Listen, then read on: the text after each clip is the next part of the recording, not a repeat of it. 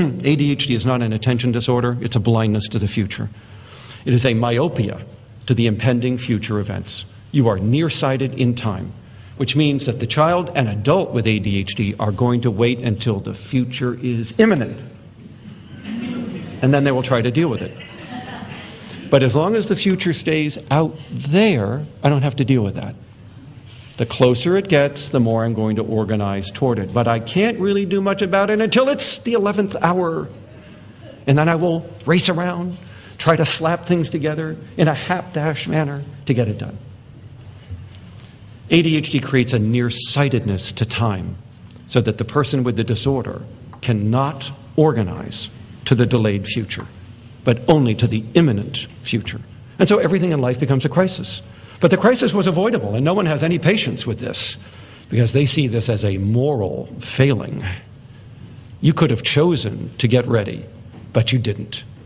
It is phrased as a form of laziness, this layabout, ne'er-do-well, carefree, careless attitude that you could change if you wanted to, right? But we know it as the executive failure it really is. This disorder precludes you from organizing across time.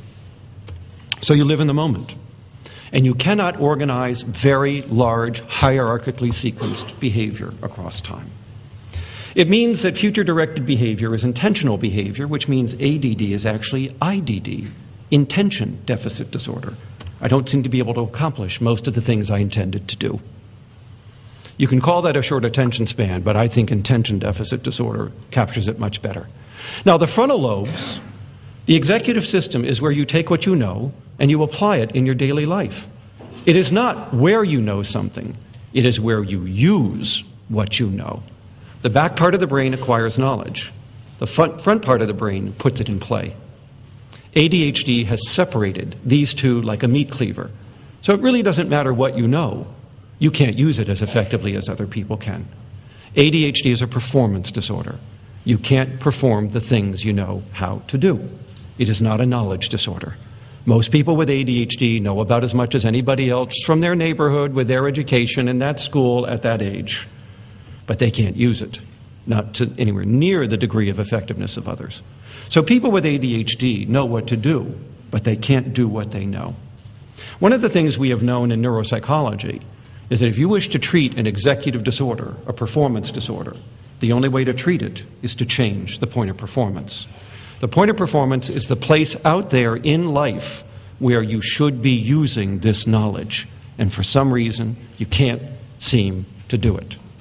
So all treatment must be at the point of performance, and if it's not, it won't work. No amount of treatment done away from that place will solve that problem. Only changing that place will solve that problem. You have to restructure the environment to help them show what they know. So what does this mean? It means that teaching skills is a waste of time because they won't be used.